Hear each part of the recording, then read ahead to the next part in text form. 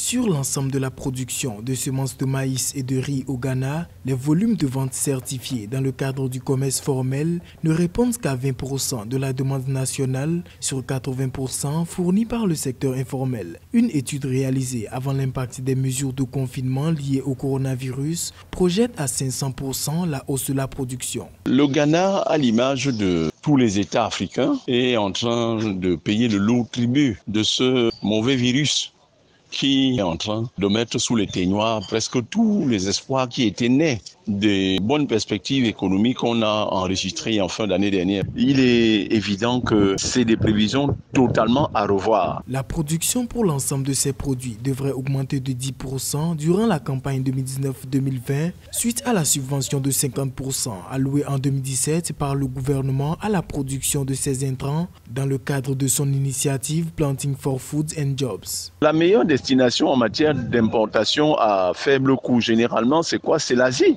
La meilleure des sources d'approvisionnement pour celui qui a besoin de ce qu'on appelle les commodities, des denrées de consommation de masse. Le Ghana a déjà au moins cet avantage d'être un pays qui a sa propre monnaie. Donc, on peut appuyer sur la planche à billets, mais malheureusement, parce que quand vous importez à l'étranger, le cédis n'est pas accepté là-bas.